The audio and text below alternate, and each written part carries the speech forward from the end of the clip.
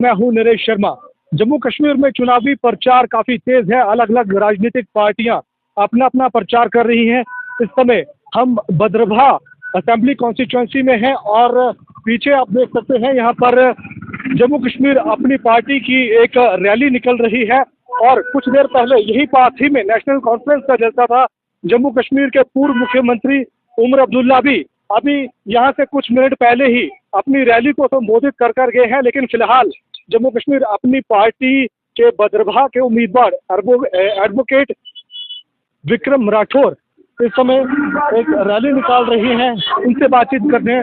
विक्रम जी, क्या आपको लग रहा है बदरभा कॉन्स्टिट्यूंसी में क्या मसले हैं? देखिए, मैं तो फर्स्ट ऑफ ऑल आपका थैंकफुल हूँ कि आप इतनी दूर से हमारे यहाँ पर बदरवा की भूमि में आए और कवरेज लेने आए। तो सबसे पहले हमारा बदरवा, अगर आप देखो, इसमें 3 जगहें पूरी इंक्लूडेड होती हैं। हमारा बदरवा, हमारा चिराला, हमारा गंदोह विलेज। लेकिन 2014 से लेके 2024 तक जो नाइंसाफियाँ हमारे साथ हुई, जिनको यहाँ से चुनकर भेजा गया, उन्होंने हमारी डेवलपमेंट को क्या हमें कहीं लायक नहीं रखा। और आज बदरवा की आवाम ये चाहती है कि कोई नया चेहरा जो सिर्फ डेवलपमेंट की बात करे और जो हिंदू मुसलमान की डिवाइड एंड रूल की पॉलिसी को खत्म करके। आपका बदरवा की अगर बात करें तो बदरवा कॉन्स्टिट्यूंसी में जम्मू कश्मीर अपनी पार्टी का मुकाबला किस पार्टी के साथ है? देखिए, हमारा जम्मू कश्मीर अपनी पार्टी का मुकाबला सबके साथ है।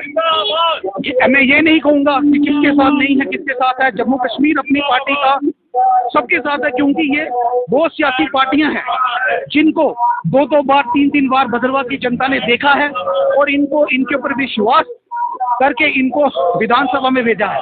लेकिन इस बार हमारी बदरवा की आवाम कहती है कि नेता वैसा हो जो ग्राउंड लेवल पे हो, ग्राउंड रियलिटी हो, वोटर्स के पास खुद पहुंचे लीडर, उनकी आंखों में आंखें डाले और उनसे बात करे कि आपकी समस्या क्या है, ना कि एजेंटबाजी करके बेचे। बिल्कुल।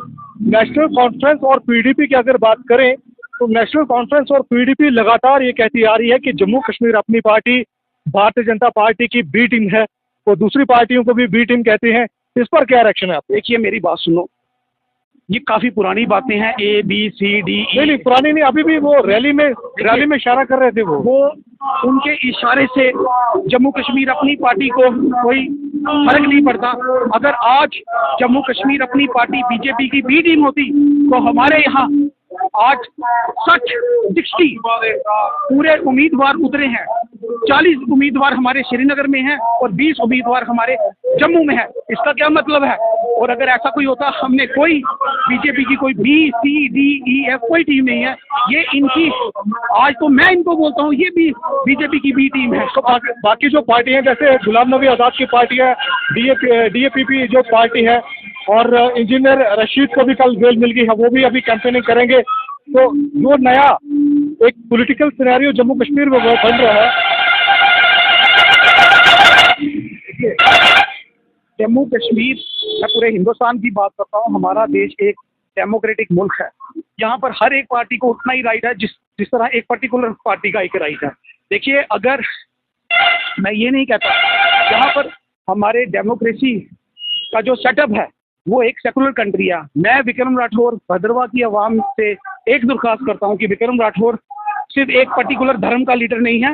विक्रम राठौर जितना मेरा भाई एक मुस्लिम है, उतना भाई मेरा एक हिंदू भी है। तो जिस हिसाब, क्योंकि आपको भी पता है चिनाब वैली में आज तक डेवलपमेंट कम, हमेशा डिवाइड एंड रूल की पॉलिसी हुई है। उस पार्टी का एक नौजवान उम्मीदवार होने के नाते कि पिछले 10 सालों में कोई यहाँ पर तब्दीली अच्छी आपको देखने को मिली है? बिल्कुल नहीं। आप देखिए, जितना आपको बोलता हूँ कि मिलिटेंसी अटैक इनके राज में हुए हैं, इतने किसी के भी नहीं हुए।